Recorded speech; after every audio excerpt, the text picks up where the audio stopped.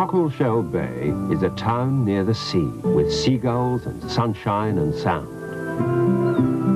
There are shops that sell ices and bright-coloured kites that will fly from a string in your hand. There are white-painted houses along the seafront, and one's called the Bucket and Spade.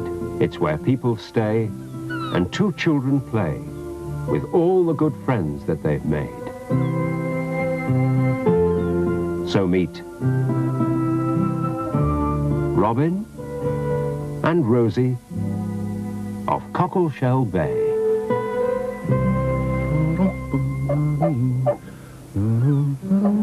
Mr. Cockle was cleaning the new sign on the back door of the Bucket and Spade guest house.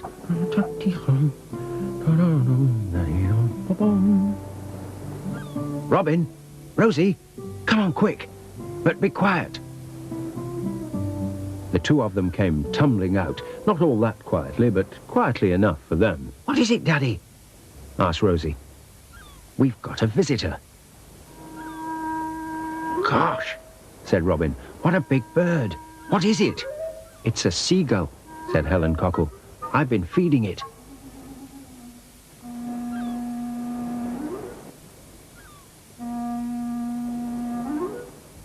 Mummy, said Rosie, there's something funny about its wing.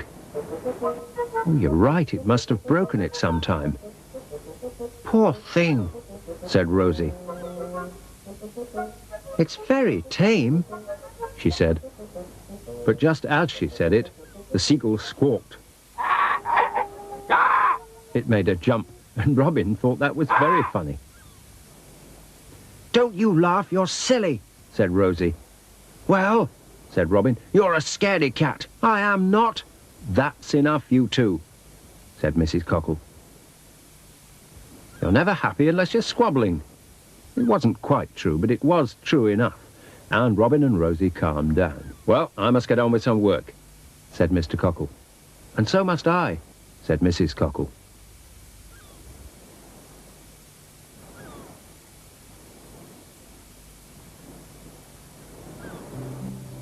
Oh, said Robin. Where's the seagull gone? I expect it's flown off to its friends, said Rosie. How could it fly with a bent wing? Well, I don't know. Maybe we could search for it. Oh, we'll never find it. While they were thinking about what to do, Mr. Shipham came across from his boatyard just next door. Hello, my dears, he said. Your mum in, is she? Yes, said Rosie. I'll tell her. Mummy, Mr. Ship's here. Hello, Mr. Ship. Oh, morning, Mrs. Cockle. I have to go down to the harbour to help a friend of mine. The engine on his boat's broken down. I wondered if... I'm just on my way to the village now, said Mrs. Cockle. I'm going to do a bit of shopping. I'll give you a lift in our car. Wow, ain't I the lucky one, said Mr. Ship. Thank you. Right, children, said Mrs. Cockle. Daddy's upstairs painting the back bedroom. Don't go off anywhere without telling him. Can we go in your yard, Mr. Ship? Asked Robin. Well, yes, said Mr. Ship, but don't mess about with any tools or paint, or I'll keel-haul the pair of you. Bye-bye. Bye. And then Mr. Ship and their mother went off. Bye, Mum. Bye, Mr. Ship. I'll tell Dad where we're going, said Robin. We're going into Mr. Ship's yard, Dad. All right. And I've got, 1, 2, 3, 4 biscuits. You'll get fat, shouted Mr. Cockle. Bye then. Bye. Bye. The two of them went across the grass and through the hole in the fence into Mr. Ship's yard. Let's have a look at the donkey, said Robin. Fury, called Rosie. Fury. Mr. Fingle's donkey came from the back of its stall and pushed its great, gentle, hairy face at them to be stroked. I think he's hungry, said Rosie. He always is, said Robin. Give him one of our biscuits. But Fury took 2. Oh, we'd better keep the others in case we get hungry, said Robin. and Rosie agreed. They gave Fury a last pat and went to have a look at Mr. Ship's old boat. It looked just the same as it always did, with the same bits missing from the same places. "Perhaps we could mend it for him," suggested Robin, but Rosie said, "Oh, no, Mr. Ship said we're not to touch his tools." "All right then, let's build our own boat and sail that round the world." "Oh, yes!" Rosie thought that was a smashing idea, and they started to look around for things to build it from.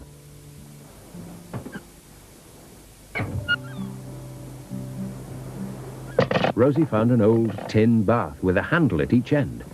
It had a hole in the bottom. "But that doesn't matter," she said. "It'll do for the big bit."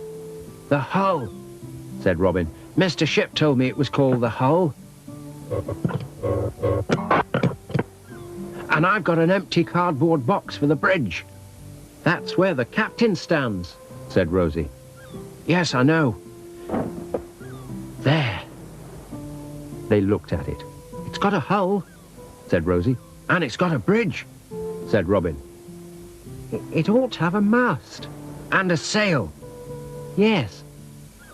"There's the yard brush. I'll go and get it."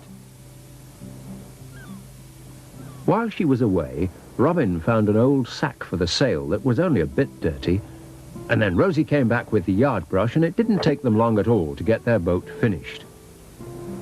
"Now," said Robin, "let's sail round the world. Who's going to be captain?" "Well, I'll be captain and you can be the crew." "Why can't I be captain?" "'Cause I'm bigger than you," said Robin. "No, you're not." So they stood back to measure who was tallest. But of course, then they couldn't see themselves.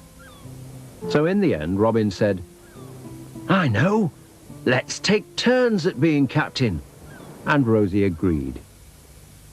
Then they set sail on their long voyage. "A whale! Ship ahoy! Land ho! Hoist the mainsail!"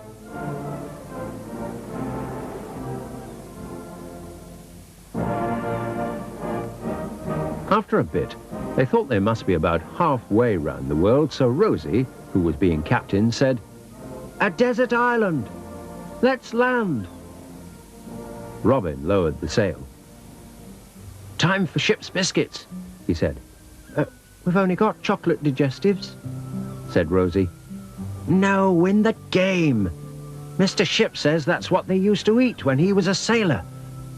"Oh," said Rosie. "They're in the back. The stern." "They've gone," she said. "I put them in there and they've gone. I bet you've eaten them." "No, I haven't," said Robin very crossly. "I bet you have." "Have not," said Rosie even crosser, and they were pushing each other quite hard when an awful "ah" made them stop. They turned round to see the seagull with the bent wing. It had one webbed foot on a piece of chocolate biscuit and was pecking lumps off it. "Gosh," said Robin. "The seagull must have taken them." "Robin, Rosie, have you two nuisances had my yard brush?" "Oh, yes, Mum," said Robin. "It's the mast of our ship." "Oh, that's good," said Mrs. Cockle. "But I'm afraid you'll have to put into harbour for repairs.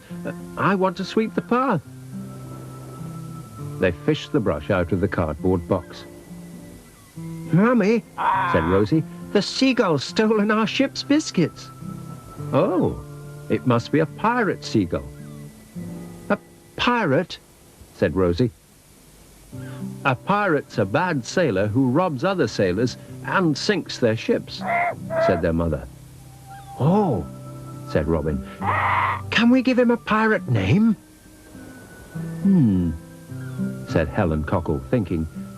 "How about Ben Gunn?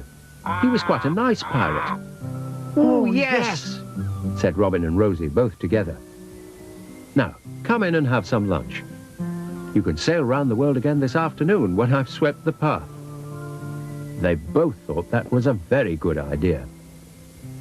"Bye-bye, Ben Gunn," they said. "Bye-bye, Ben Gunn," said Robin and Rosie. and the seagull squawked. Ah!